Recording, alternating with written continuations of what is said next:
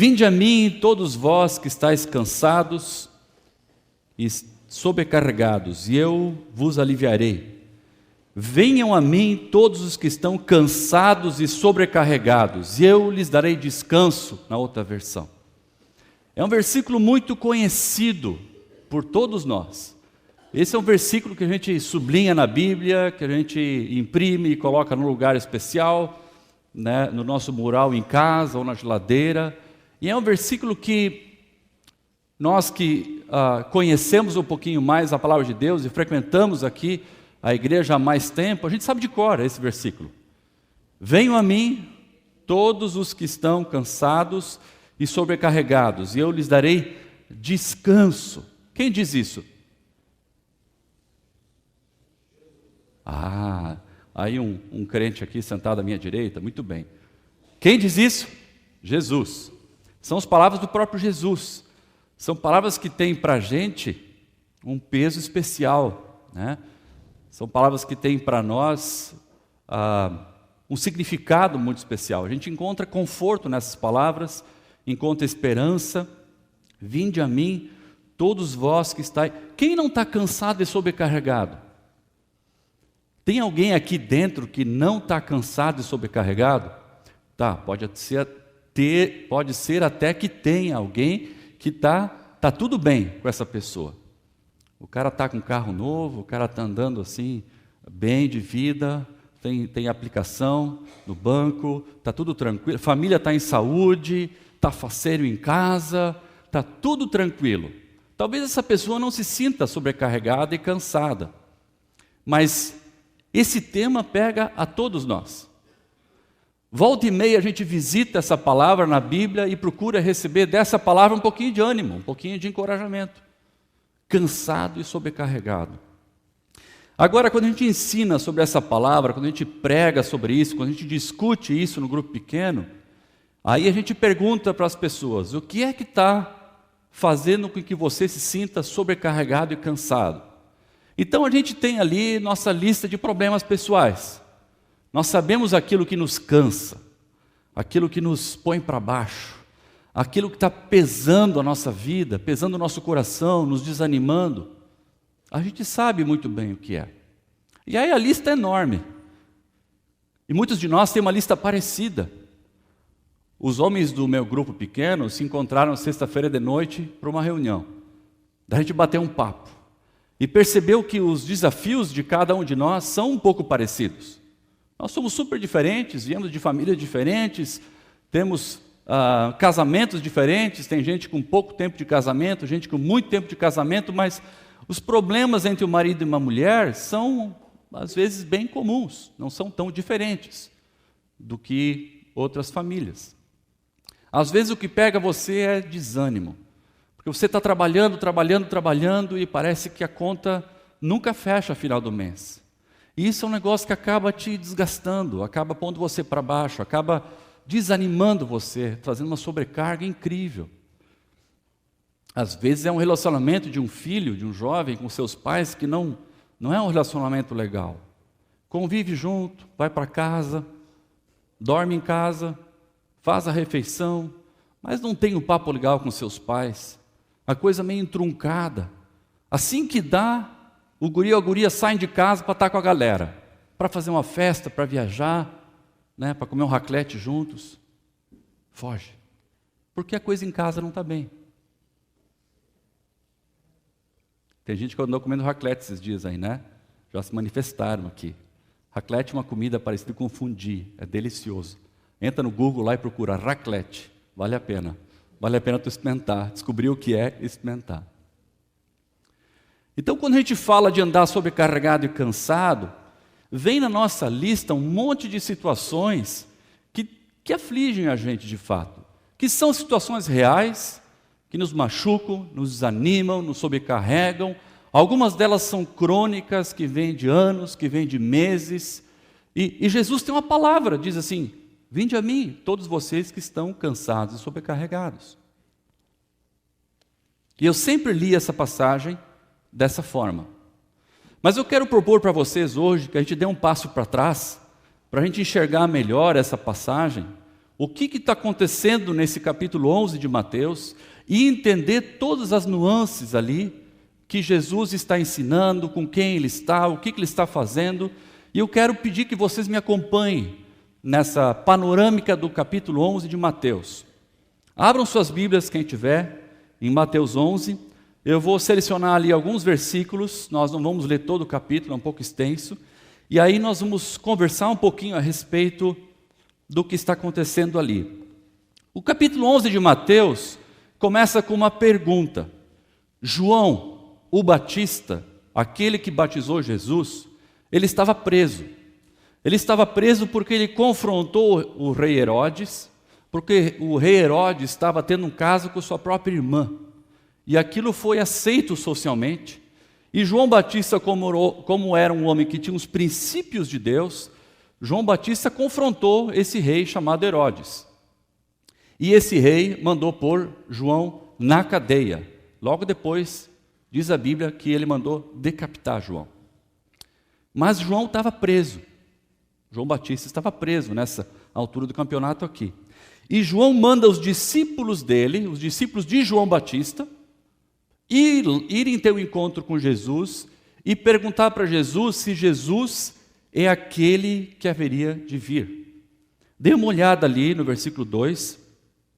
Versículo 2 diz assim, do capítulo 11, João, ao ouvir na prisão o que Cristo estava fazendo, enviou seus discípulos para lhe perguntarem, és tu aquele que haveria de vir, ou devemos esperar algum outro? Quem era João Batista? João Batista, diz a Bíblia, era primo de Jesus. João Batista nasceu antes de Jesus. João Batista teve um papel muito especial na vida de Jesus. João Batista foi aquele que ensinou batismo para arrependimento de pecados. E ele disse, a mensagem dele consistia em, logo virá alguém, esse será chamado Messias. Ele vai vir depois de mim. E João Batista, em tudo que ele fazia, ele apontava para Jesus. E João Batista acabou tendo muitos seguidores, muitos discípulos. Então era um homem, João Batista, que esperava pela vinda de Jesus. João Batista havia batizado Jesus. João Batista ouviu o céu aberto e havia uma voz que desceu que dizia, este é meu filho amado em quem me comprazo. O próprio Espírito Santo, numa forma de pomba, pousou sobre Jesus e testificou que Jesus era o Filho do Deus vivo. A gente não sabe explicar por que é que João Batista mandou perguntar isso para Jesus. Mas o que paira aqui nesse capítulo 11 é uma dúvida a respeito de Jesus. Será que Jesus é realmente o Filho de Deus? Esse homem tem poder? Quem é esse homem, Jesus Cristo? E essa pergunta, o próprio Jesus responde em todo o capítulo 11. Nós normalmente lemos o final do capítulo. Vinde a mim, todos vós que estáis cansados e sobrecarregados. Mas a pergunta é, és tu aquele que haveria de vir? Será que Jesus é o cara mesmo? Esse Jesus que todo mundo fala é um homem poderoso? É um profeta apenas que passou por aqui e teve um ensinamento muito bacana, assim como Buda, Mahatma Gandhi e outros, Confúcio? Quem é Jesus? Essa é a pergunta que João Batista faz aos seus discípulos e manda os seus discípulos ir até Jesus e perguntar para Jesus, Jesus, tu és aquele que nós tanto esperamos? Tu confirma isso, Jesus? Havia uma dúvida ali no ar. Jesus respondeu, olha no versículo 4 até o versículo 6, Jesus disse assim, os cegos vêm, os mancos andam, os leprosos são purificados, os surdos ouvem, os mortos são ressuscitados e as boas novas são pregadas aos pobres. Havia algo espetacular acontecendo ali naqueles dias. Havia algo... Sai uma água para mim, por favor. Havia algo espetacular acontecendo naqueles dias. Coisas que jamais eram vistas estava acontecendo naqueles dias. E Jesus responde dessa forma para os discípulos de João. Aqueles que não ouviam estão ouvindo. Aqueles que não viam estão vendo. Os mancos andam. Os surdos ouvem. Mortos eram ressuscitados. Era uma prova de que só Deus poderia fazer isso. E era uma prova de que Jesus era Deus. Jesus era o Filho de Deus. Agora Jesus continua na explicação. No versículo 10 e 13, Jesus, especialmente no 10, dê uma olhadinha no versículo 10. O que Jesus diz ali? Este é aquele a respeito de quem está escrito: enviarei o meu mensageiro à tua frente, ele preparará o teu caminho diante de ti. Jesus estava olhando para as obras dele, para os milagres que ele fez, e estava dizendo: viu? Eu sou Deus, eu sou o Filho de Deus. Depois Jesus olha para João Batista e diz: João Batista é um cumprimento profético. João Batista é aquele que devia vir antes de mim. Não há dúvida de que eu sou o enviado, eu sou o Filho de Deus. No versículo 13, Jesus faz menção às profecias e diz assim: pois todos os profetas, que são os livros do Antigo Testamento, todos os profetas e a lei, que são os 5 livros que Moisés escreveu, Gênesis, Êxodo, Levítico, Deuteronômio e Números, todos esses livros profetizam até João. Quer dizer, a história vinha vindo, as profecias vinham se cumprindo e de repente surge esse João Batista, aquele que batiza, estava dizendo: Jesus está vindo, Jesus está chegando a hora. E Jesus então olha para si e diz: vocês não veem as evidências? Vejam os milagres que estão acontecendo. Jesus olha para a Bíblia, para a Escritura e diz: as evidências estão ali, e isso que vocês estão vendo tem a ver com o cumprimento profético, com aquilo que a Bíblia apontava que haveria de acontecer. Mas a história do capítulo 11,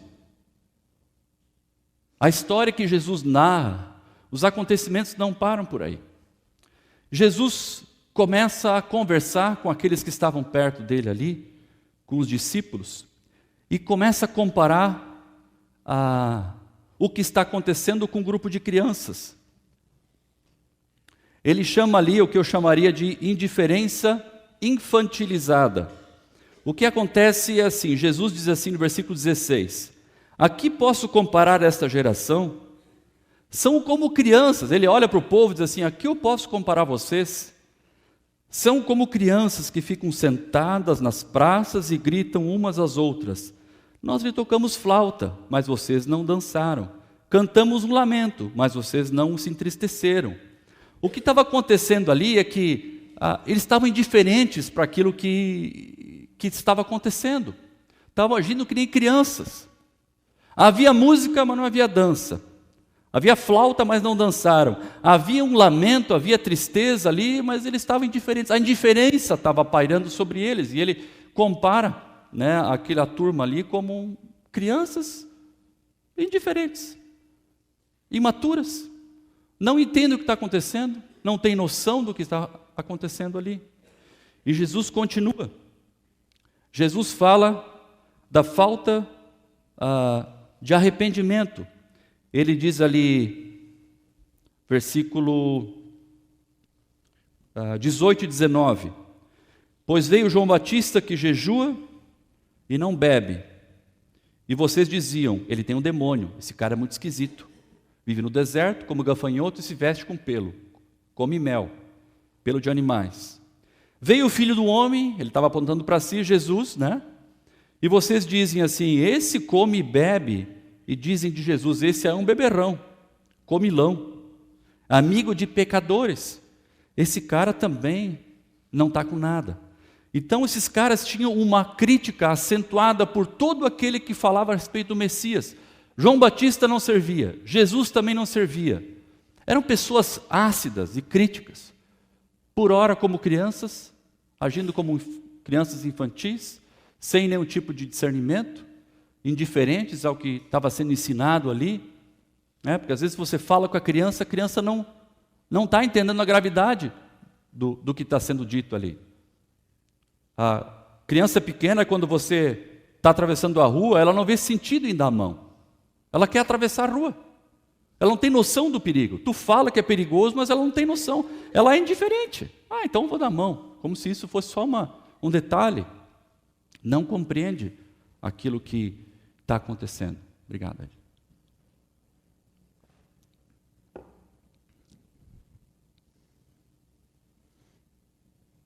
E a partir do versículo 20 de Mateus 11, até o versículo 24, Jesus imposta o tom de voz dele, e Jesus começa a ser muito duro, Jesus começa a ser muito crítico, Jesus começa a dar exemplos de algumas cidades que ouviram coisas sobre ele e não deram bola.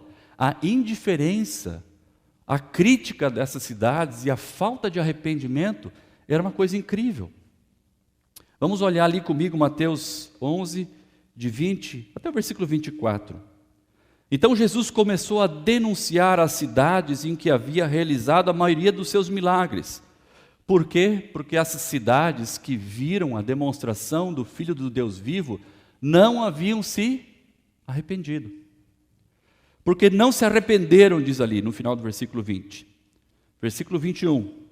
Ai de você, Corazim, ai de você, Betsaida, porque se os milagres que foram realizados entre vocês tivessem sido realizados em Tiro e em Sidom, há muito tempo elas teriam se arrependido, vestido roupas de saco e cobrido-se de cinzas. Mas eu lhes afirmo que no dia do juízo haverá menos rigor para Tiro e Sidom do que para vocês. E você, Cafarnaum, será elevada até o céu? Não, você descerá até o Hades. Se os milagres que em você foram realizados, se os milagres que em você foram realizados tivessem sido realizados em Sodoma, ela teria permanecido até hoje. Jesus está falando aqui a respeito de algumas cidades que haviam presenciado manifestação sobrenatural dele, como Filho de Deus, e os caras não deram a menor bola. Os caras ficaram indiferentes, tiveram uma atitude crítica, e a indiferença e a crítica aqui se alia à falta de arrependimento, porque a indiferença ela não dá bola para o que está acontecendo. Isso aí é um papo que não é para mim, é para outra pessoa. A crítica olha para a pessoa que está falando, para a pessoa que está ensinando, no caso Jesus, e diz: não sei se é bem assim, não sei se ele é o Messias, viu? Os discípulos de João andaram perguntando se ele é o cara mesmo, eu não tenho bem certeza, então eu acho melhor não confiar. Haviam evidências, mas não havia uma atitude de arrependimento, não havia uma atitude de humildade dessas pessoas. Betsaida e Corazim eram cidades religiosas, eram cidades que eram habitadas por judeus. Tiro e Sidom eram um dia cidades que foram fundadas pelos filhos de Abraão, mas eram cidades absolutamente idólatras. Eram cidades em que eles adoravam a ídolos, a postes, a imagens. Deus não fazia parte nem da cultura e nem da religião dessas duas cidades. Então Jesus está comparando uma cidade judaica, onde o Messias era esperado, com aquelas cidades completamente pagãs. E Jesus está dizendo assim: olha, se os milagres fossem feitos nessas cidades pagãs, eles estariam mais prontos a ouvir e receber e entender que eu sou filho de Deus do que essas cidades aqui. E ele diz assim, ele cita Cafarnaum. O que é Cafarnaum? Cafarnaum é a base do ministério de Jesus. Cafarnaum é onde Jesus estava, onde ele passava mais tempo, onde ele tinha amigos. Ali era a base do ministério dele. Ele é duro com Cafarnaum. Ele diz assim: Cafarnaum, se os milagres que vocês viram eu fazer tivessem sido vistos por Sodoma, que era uma cidade altamente promíscua, uma cidade pervertida, Sodoma teria se arrependido. Sodoma teria me reconhecido como Deus. Sodoma teria dito assim: meu Deus, o que nós estamos fazendo? Agora vocês, Cafarnaum, vocês esperam um Messias que está na mente de vocês. Vocês não atentam para as profecias, para aquilo que está escrito na palavra, as profecias. Vocês não atentam para a minha mensagem. Vocês não atentam para as obras que eu faço. Vocês são idólatras. Vocês têm falta de arrependimento. O problema de vocês é que vocês não se arrependam. E a acusação de Jesus é muito forte, porque Jesus, quando ele fala ai de vocês, na revista atualizada, na outra tradução fala ai de vocês, Jesus tem um tom de denúncia, é uma censura grave contra aquelas cidades. Jesus estava ali em pessoa, e o pessoal não estava dando bola. Rejeitaram Jesus, o ministério dele, por sua indiferença, por sua falta de compromisso. Agora eles seguiam Jesus. Eles estavam perto de Jesus. Havia uma multidão ouvindo esse discurso de Jesus. Por quê? Do que eles estavam atrás? O que preocupava eles? Qual era a atenção que Jesus poderia ter sobre eles? Que tipo de atração Jesus tinha sobre essas pessoas? Eles seguiam e apreciavam o ministério de Jesus. Ele falava bem, muito bonito. Ele curava. Ele era um médico excepcional, porque doenças de nascença, ele tocava e a coisa se transformava. O pessoal caminhava. Eles estavam interessados naquilo que Jesus fazia, mas não a mensagem de Jesus. Os milagres de Jesus traziam um certo interesse para eles, mas o ensinamento de Jesus, esse não era tão importante, esse não era relevante para mim. Então aquilo que Jesus falava não chegava a entrar no coração dessas cidades, não chegava a entrar no coração desses cidadãos, não chegava a atingir o coração deles e não trazia nenhuma mudança de vida nesses caras. Nada, era tudo igual.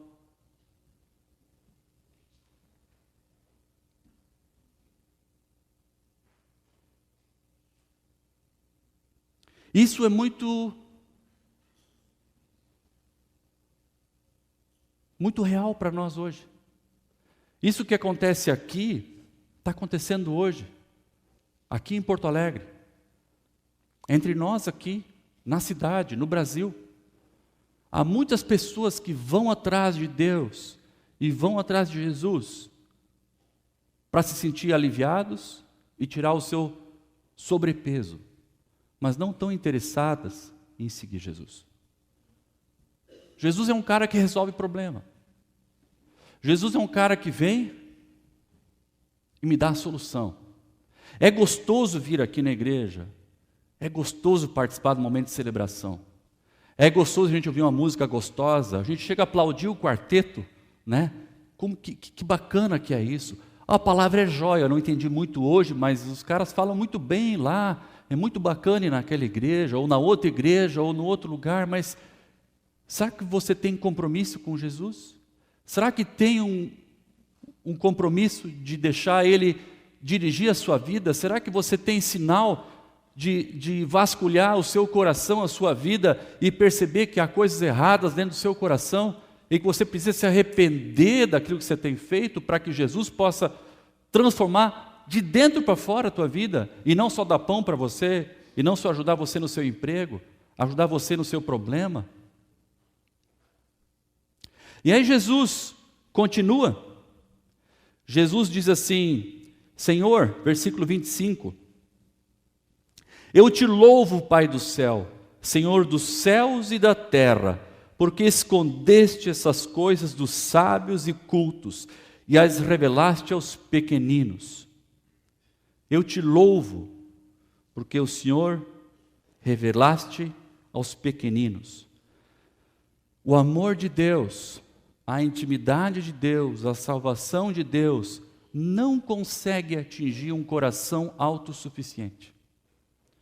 Se você está vindo ou vem ou procura por soluções que esse Deus pode dar, mas no fundo você se acha autossuficiente no sentido de que assim que a bênção é alcançada, assim que aquela situação é normalizada, eu volto para o meu trilho e sigo o meu caminho, você está dizendo para Jesus, eu sou autossuficiente, eu só venho aqui para conseguir pão, eu só venho aqui para entregar meu problema para Ti, para orar, eu acho que o Senhor ouve a minha oração, eu já vi Jesus agir na minha vida, eu vi o testemunho de algumas pessoas que Jesus age, que Jesus transforma, que Jesus cura.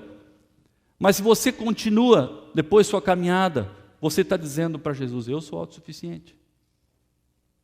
E para esses, Jesus está orando para Deus, Senhor, quando essas pessoas se demonstram, de certa forma, autossuficientes, Tu esconde dessas pessoas as coisas maravilhosas que Tu tens revelado aos humildes, aquelas pessoas sinceras, aquelas pessoas que chegam para Jesus e digam assim, Jesus, eu não sou nada, eu preciso totalmente do Senhor.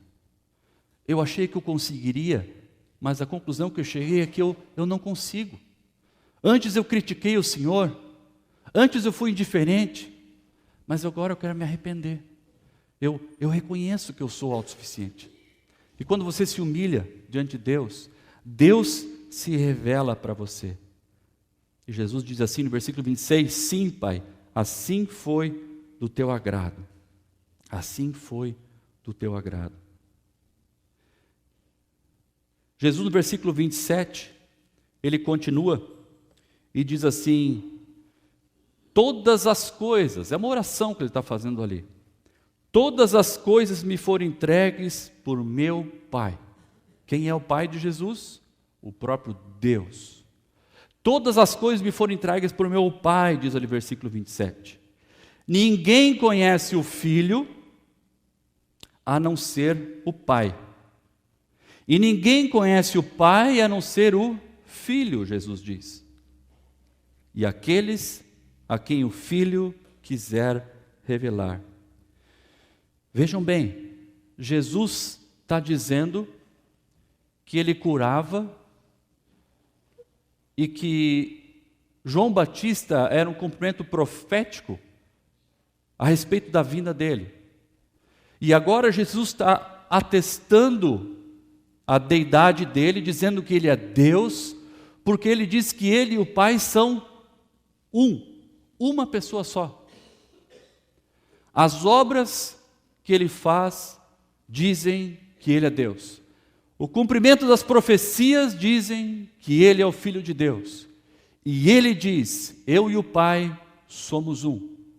E aqui ele termina o versículo 27 dizendo que vão conhecer o Pai aqueles a quem o Filho quiser revelar. Há pessoas que Deus quer se revelar. Há algumas pessoas em que Jesus olha para você e diz assim, eu vou tocar no seu coração, porque eu estou vendo sinceridade em você. Eu estou vendo humildade em você, eu estou vendo que sua luta é sincera. Agora Jesus não chega perto de um coração orgulhoso.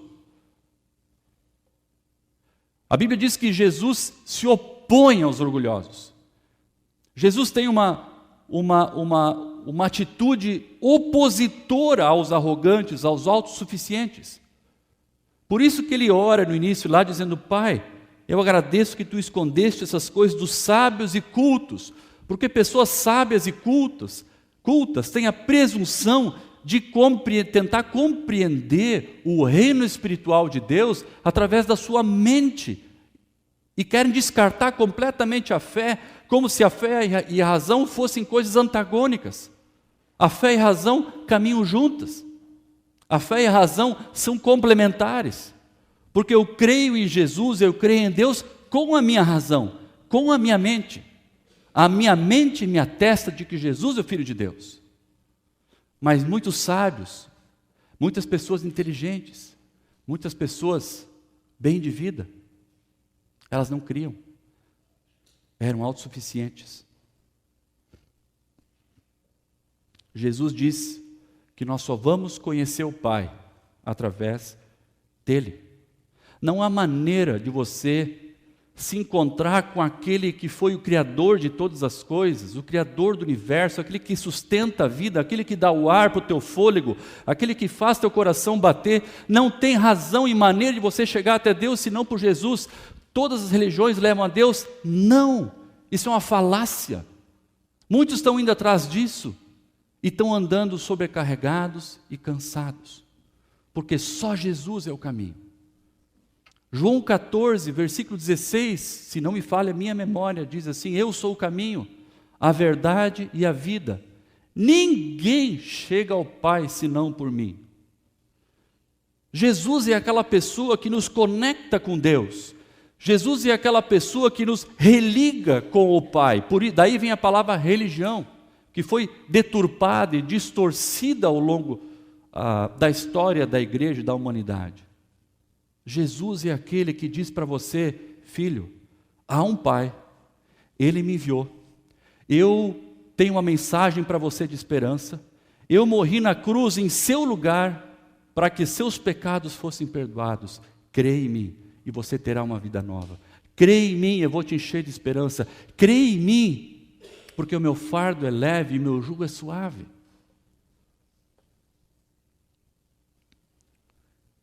E aí Jesus diz: venham a mim, todos vós que estáis cansados e sobrecarregados, e eu lhes darei descanso. Sabe qual é a coisa que mais sobrecarrega a gente? É a religião. O que mais sobrecarrega a gente é a gente tentar solucionar nossos problemas através do mecanismo chamado fé. E pensamos que resolvemos nossos problemas ali, e depois abandonamos aquele mecanismo e vamos seguir nossa vida sozinhos, longe desse Deus. Isso chama-se religião. A religião também diz para a gente que a gente precisa fazer certas coisas boas, sermos bons, fazermos filantropia, porque através disso, sendo bom, nós vamos alcançar uma graça diante de Deus e vamos então ter contato com o Pai, o Criador do universo. E a Bíblia responde a isso dizendo: não é por obras, para que ninguém se glorie, não é por obras para que ninguém diga assim: eu sou um cara joia, né? Hoje eu dei R$1.000 para aquele orfanato de contribuição. Não é dessa forma. Essa religião que traz para a gente esse tipo de conceito, esse tipo de obra, que traz para a gente peso, que traz para a gente aquela sensação de andar sobrecarregado. A religiosidade que não traz vida. A religiosidade que exige sacrifícios. A religiosidade que você finge que está tudo bem, que está tudo tranquilo. Eu vou dar a volta por cima, deixa comigo. Eu estou controlando aqui minha vida. Eu estou controlando minha família, vai dar tudo certo. Você está querendo enganar quem? Isso tem cheiro de religiosidade. Sabe por quê? Porque cansa, traz peso, desanima. Agora é legítimo que a gente vá atrás de Jesus porque a gente tem problemas? É legítimo que a gente vá atrás de Jesus quando a gente quer procurar algum remédio? Sim, eu acho que é legítimo. Muitos dos que estão sentados aqui hoje vieram para Jesus, conheceram Jesus, porque queriam uma solução para algo que estava complicado na sua vida. Então, de certa forma, é legítimo, sim. Os cansados e sobrecarregados de qualquer ordem, cansado e sobrecarregado por qualquer coisa, cansado e sobrecarregado de tudo que tem na vida. Tem espaço no reino de Deus? Tem. O problema é quando nós queremos o remédio sem conhecer o médico. O problema é quando nós queremos o pão sem falar com o padeiro. O problema é quando nós queremos o milagre na nossa vida sem querer conhecer o Senhor do milagre. O problema é quando nós queremos uma vida boa, mas nós queremos continuar sendo autossuficientes. A estes, Deus se opõe. E a estes, Jesus está dizendo: vocês estão vivendo sobrecarregados e cansados. Isso não é a vida que eu sonhei para vocês. Quando Jesus diz assim: vinde a mim, todos vós que estáis cansados e sobrecarregados, Ele está falando para nós aqui sentados nessa noite. Porque muitos de nós temos frequentado aqui, temos pedido para Jesus nos livrar de várias situações da nossa vida. Mas de uma forma ou de outra, a gente não está se submetendo a Deus. A gente está tendo um espírito indiferente, indiferença quanto às necessidades da família, indiferença quanto às necessidades da igreja, indiferença quanto ao ensino que é proferido aqui, ao ensino que é falado aqui, indiferença em relação, às vezes, a um irmão, uma exortação que alguém traz para você, principalmente grupo pequeno, né? A gente tem essa liberdade, bater nas costas do cara e dizer: cara, isso aí não foi muito legal, hein? Esse jeito aí que tu falou com a tua esposa, aí eu percebi né? Isso aí não está muito legal. Pô, cara, que isso? Aí tu critica a pessoa e diz assim, a pessoa, o que está falando? Nem sabe o que está acontecendo lá em casa.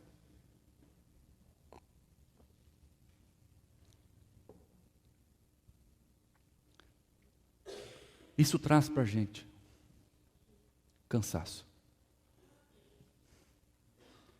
Muitas pessoas, queridos, vêm conversar com a gente por problemas que têm, por situações complicadas e complexas, e são complexas, que enfrentam nas suas vidas. Eu sou testemunha disso. Eu não estou falando de algo que eu ouvi, é algo que a gente vê quando a gente trabalha como líder de uma igreja em tempo integral, a gente enfrenta essa situação. As pessoas vêm tentando resolver um problema, mas é como se o problema fosse mais importante que Jesus. Eles querem a solução do problema, mas não querem se submeter àquele que resolve o problema. Aí o problema até é resolvido. Mas a minha entrega para esse Jesus não é feita de forma completa, absoluta. Eu quero entregar aquela área da minha vida, aquela fatia. O resto, Jesus, obrigado que o Senhor me ajudou aqui. O resto eu me viro.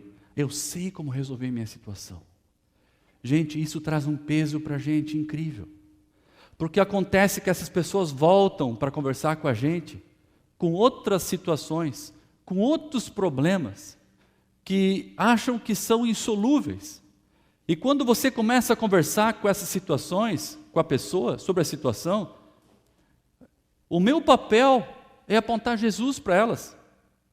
O que Jesus quer fazer aqui, antes de trazer descanso para a nossa alma, é dizer para você: eu sou o Filho de Deus. Vejam os milagres que eu tenho feito, vejam os cumprimentos das profecias, a Escritura está dizendo isso. Vejam a mensagem que é pregada nessa igreja e nas outras igrejas. Existe um Deus, Ele é vivo, mandou o Filho dEle, e a nós só nos cabe arrependermos e nos entregarmos a esse Deus completamente. Porque aí nós vamos encontrar descanso para a nossa alma. Porque Jesus, o versículo é assim, ó.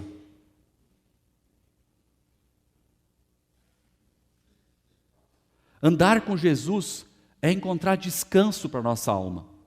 Porque Ele é manso e humilde. Nas dificuldades que eu vou ter com Jesus, Ele vai me orientar de forma mansa, de forma humilde. A humildade dele me deu exemplo. A Escritura mostra que ele foi alguém humilde, que me deu exemplo. Falou como que eu devo reagir, como que eu devo lidar com as situações. Ele diz assim: venham após mim. Seguir a Jesus é andar com uma pessoa, não é vir no lugar. Seguir a Jesus é entender como é que você se relaciona com uma pessoa e não pertencer a uma igreja. Se essa igreja não ajudar você a encontrar Jesus, então nós estamos atrapalhados aqui. Porque não é a igreja que vai trazer esperança para vocês, é Jesus. A igreja batista precisa apontar Jesus. A adventista, a metodista, a presbiteriana, qualquer igreja tem que apontar Jesus. e fazer com que você consiga se encontrar com o Filho do próprio Deus, para ter perdão dos seus pecados e com isso você ter relacionamento, o relacionamento religado com o Pai, reatado com o Pai. É por isso que nós temos ensinado aqui na igreja e procurado nos esmerar no ensino, no sentido de que andar com Cristo é algo muito melhor do que você só chegar para Cristo quando você tem algum problema, alguma solução. Nós acabamos de terminar essa série de estudos sobre andar com Cristo, que nós falamos ali sobre devoção. Você precisa ter um tempo a cada dia com o teu Pai. Você não conhece alguém se você não gasta tempo. O que é gastar um tempo de devoção com o Pai, com Deus? É você parar um pouco, ler um versículo da Bíblia, orar a respeito disso. E se você não entende, você pode dizer: Pai, eu não entendi, me dá entendimento. Andar com Cristo tem a ver com você olhar para dentro do seu coração e você ter fé de que Ele pode curar feridas que podem vir de longa data. Não importa o quanto profundo elas tenham sido, cura permanente, cura profunda, cura nos relacionamentos, cura da alma. Andar com Cristo significa entender que a salvação que Jesus nos deu é de graça. Não precisamos fazer nada. Você não precisa cumprir um ritual. É um encontro com uma pessoa. É graça. Não é por obra, não é por graça. Andar com Cristo tem a ver com você estender o perdão e você receber o perdão. Você pedir perdão e você ser perdoado. Porque quando você entende o que Jesus fez por você naquela cruz, quem é você para dizer que não perdoa? Pai,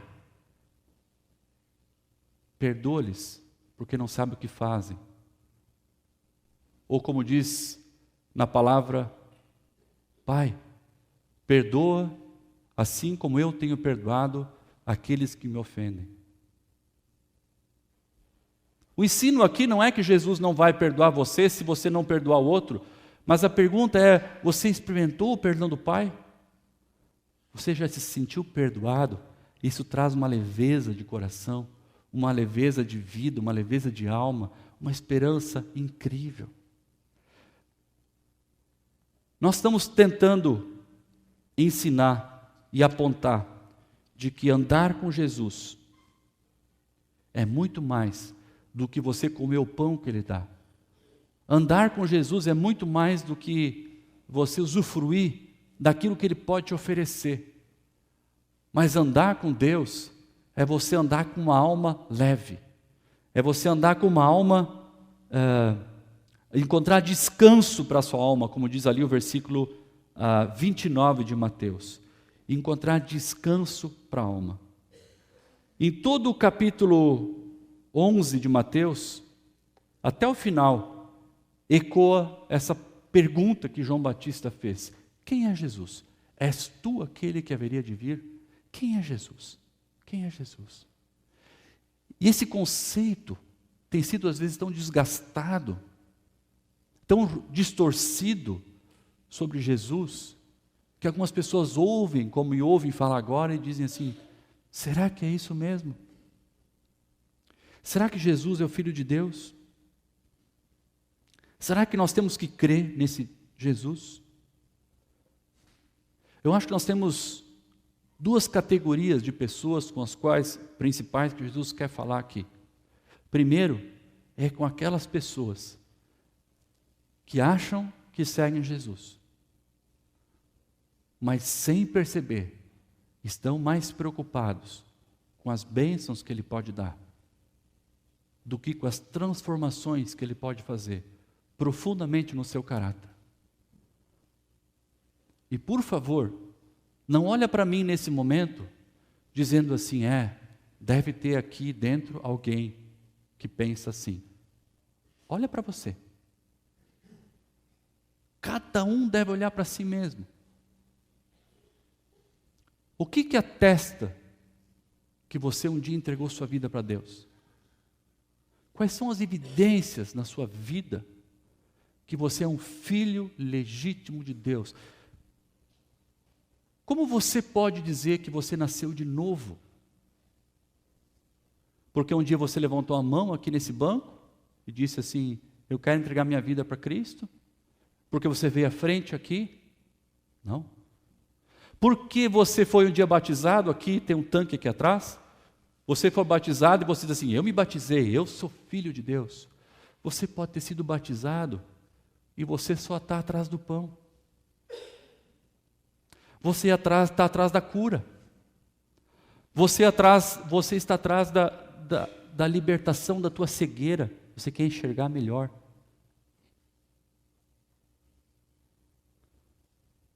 Não seja convencido de que você é filho de Deus.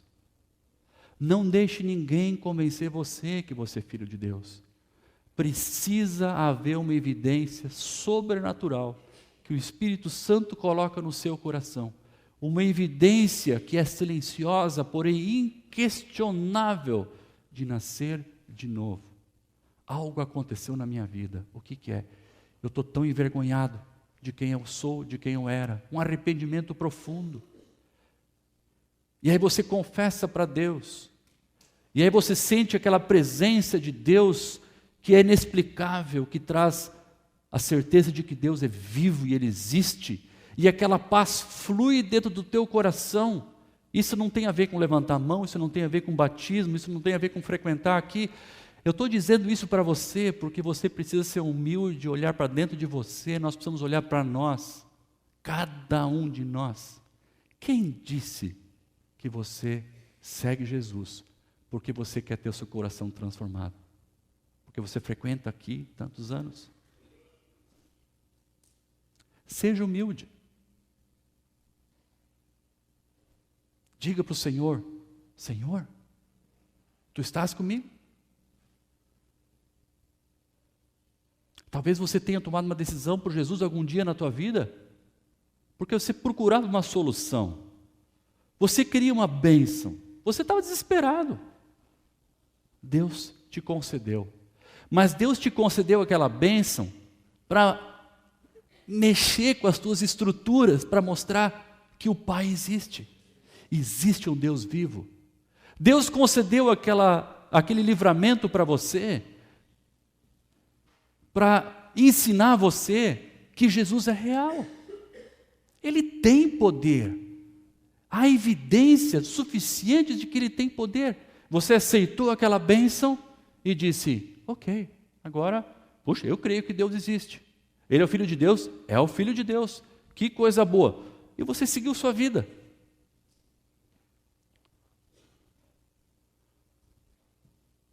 Seja humilde. Sabe por quê? Há uma avaliação que você precisa fazer no seu coração, com toda a sinceridade. Você anda muito sobrecarregado? Você anda cansado?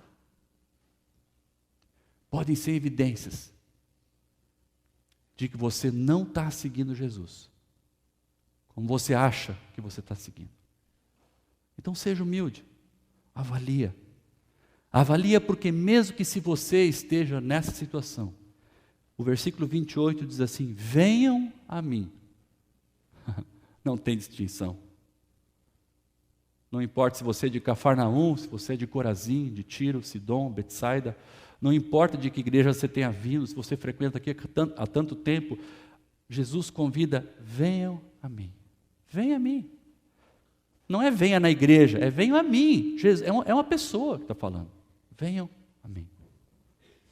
Então, Jesus está falando para pessoas que acham que seguem Ele, mas estão mais interessadas nas bênçãos dEle do que nele mesmo. Agora, talvez você se enquadre na categoria, ou você seja uma daquelas pessoas que nunca tomou uma decisão por Jesus. Talvez você nunca ouviu isso de uma forma tão clara. Ou você não entende muito bem o que significa entregar sua vida para Jesus. É para Jesus, é para você que Jesus está falando hoje. Venham a mim. Porque se você não tem Jesus, eu não tenho dúvida que você anda sobrecarregado e cansado da sua vida. Porque a Bíblia atesta isso. A Bíblia diz isso. Quem não tem Jesus, anda sim, sobrecarregado e cansado. Esse cansaço é porque você anda sem esperança. Você não tem a intervenção de Deus na sua vida, na sua caminhada. Você não anda com o Espírito Santo. O Espírito Santo não está junto com você. Você sim, você está cansado. E Jesus diz assim: tomem sobre vocês o meu jugo e aprendam de mim. É um convite para caminhar com Ele. É um convite que Ele faz para vocês: filho, está cansado? Vem aqui, aprenda comigo aqui, ó. É assim, e você caminha com Jesus, você anda com Jesus. Você aprende a ter um relacionamento com Ele. Como você abraça um amigo que você às vezes não conhece, você começa a bater um papo, você começa a conhecer Ele, você conhece coisas em comum com Ele, gostos, tendência, e você acaba criando um relacionamento com esse amigo. Venham a mim, aprendam de mim, pois sou manso e humilde de coração. E aí o que todos nós queremos, e todos nós, se fizermos isso, encontraremos descanso para as nossas almas. Ah, coisa boa. É isso que a gente quer, não é? Se tu ainda, jovem, é daquele que está correndo atrás de posição no emprego, grana, né? Mulher para casar, marido para casar, para achar que vai resolver o problema, logo tu vai chegar à conclusão que isso não traz descanso pleno para a alma. O que traz descanso para a alma, aquela paz, né, que Paulo fala assim, que não tem explicação, excede todo o entendimento, descanso para a alma, só Jesus traz, só Jesus traz. Porque o jugo dele é suave e o fardo dele é leve. Ele quer tirar aquele peso que você carrega, ele quer jogar fora aquilo, e Ele quer te dar algumas orientações para a sua vida, que estão aqui na palavra, que são leves de seguir, não são pesadas, não são coisas que você não conseguiria fazer, são coisas que Ele vai te orientar, e você vai seguir, e você vai encontrar sentido, vai encontrar orientação, vai encontrar esperança, vai encontrar descanso na alma.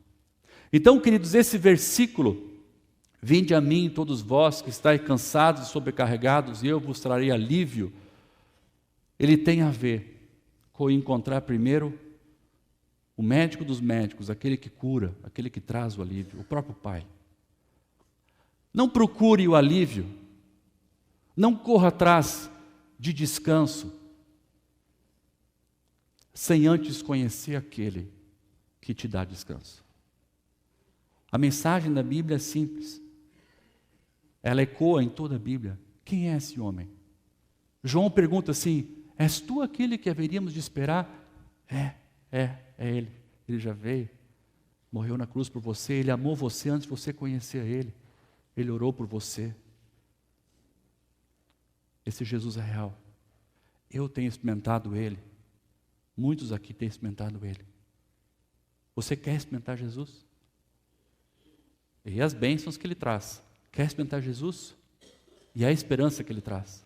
Você quer experimentar Jesus e o livramento que Ele traz também. Mas o convite é de encontro com uma pessoa. E essa pessoa chama Jesus. Andar com Jesus tem a ver com Ele fazer parte do nosso cotidiano. Andar com Jesus tem a ver com você festejar o seu aniversário e você reconhecer no seu aniversário que Ele tem te sustentado até ali. Que você não está ali por mérito teu. Reconhecer Jesus no seu aniversário não é só olhar para trás e dizer: eu tenho tido muitos anos de vida, mas é dizer: Senhor, muito obrigado, porque se eu estou aqui, é porque o Senhor me trouxe até aqui. Reconhecer Jesus é estar numa roda de amigos, num churrasco, e dizer para os amigos de voz alta, em alto bom tom: esse homem, Jesus, tem feito diferença na minha vida. Andar com Jesus é você estar no trabalho, em determinada situação, você ter liberdade de dizer para os seus amigos: Jesus tem feito diferença na minha vida profissional. Se eu cheguei até onde eu cheguei, se eu estou aqui nessa empresa trabalhando, Jesus tem feito diferença. Andar com Jesus tem a ver com o cotidiano. Andar com Jesus tem a ver com o dia a dia. Avalia isso. Você está cansado? Está sobrecarregado? Vem a mim. Ele te convida. Eu lhe darei descanso de coração. Nós vamos baixar nossa cabeça. Vou fazer uma oração para encerrar esse momento de ensino. E caso você tenha sido tocado no teu coração, por Jesus, não por mim, e você queira fazer essa entrega para Jesus, olha, eu quero encontrar descanso, eu não quero só bênção, eu quero Jesus. Eu me arrependo, minha vida, faz um aceno de mão. Como eu falei, o aceno de mão não garante nada para você, mas é um memorial para você. Você está dizendo para você mesmo, eu estou dando um passo de fé, eu quero dar esse passo. Eu quero ter coragem de dizer para Jesus, Jesus, eu quero te conhecer, eu quero experimentar essa vida que o Roger falou que eu ainda não experimentei. Eu ando pesado, eu ando cansado na minha vida. Baixem suas cabeças, nós vamos orar, eu quero orar conosco para encerrar, e no fim eu quero fazer essa pergunta, ainda todos com a cabeça baixa, perguntar se alguém quer seguir Jesus.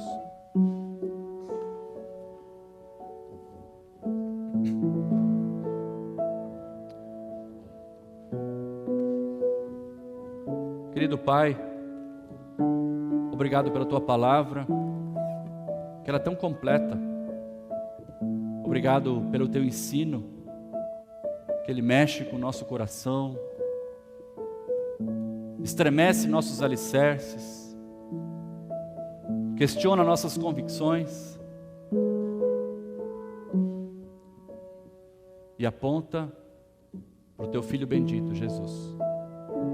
Obrigado pela Tua palavra, que ela não é algo que não faz sentido. Quem tenta entendê-la só com a mente, sábios e cultos, nunca obterão a resposta. Porque Jesus é alguém real, mas que deve ser entendido, vivido e presenciado através da fé. A fé simples de uma criança, a fé sincera de alguém que se entrega com todo o corpo, com toda a alma, com todo o espírito. Pai, eu quero agradecer ao Senhor pelo convite que o Senhor faz a nós hoje. Vinde a mim, todos vós que estáis cansados e sobrecarregados, e eu vos trarei alívio. Pai, é uma confrontação forte que Tu fazes para nós hoje, muito forte. Porque talvez muitos de nós tenham agido com indiferença, com crítica ou com falta de arrependimento diante de Ti, Deus. E arroga-se a si mesmo o controle da sua vida, o controle da sua família. Oh Pai, o que o Senhor pede de nós nesse ensino de hoje é arrependimento. É uma atitude humilde de entrega, uma atitude humilde de confiança, uma atitude humilde que olha para si mesmo e diz: eu não posso sozinho, eu preciso de Jesus, eu não aguento mais andar sobrecarregado, eu me sinto cansado. Se há alguém aqui entre nós, Pai, que foi tocado por Ti hoje, com essas palavras, que o Teu Espírito Santo possa estar trabalhando profundamente no coração dessa pessoa, profundamente, e que nós esqueçamos nossa data de batismo, o nosso momento que erguemos as mãos aqui dentro, mas que possamos com sinceridade de coração olhar para Ti, Jesus, e responder: Tu tens sido meu Deus, Tu tens sido meu Senhor, Tu tens sido aquele quem eu sigo. Talvez muitos de nós aqui tenham estado só atrás de bênção nesse tempo todo. Tem misericórdia de nós, Pai, e nos dá um coração arrependido e sincero, porque a este o Senhor não vai desprezar. O abatido e contrito de espírito, diz a Tua palavra, este o Senhor não desprezará. Nós oramos assim agradecidos, porque a tua palavra nunca volta vazia.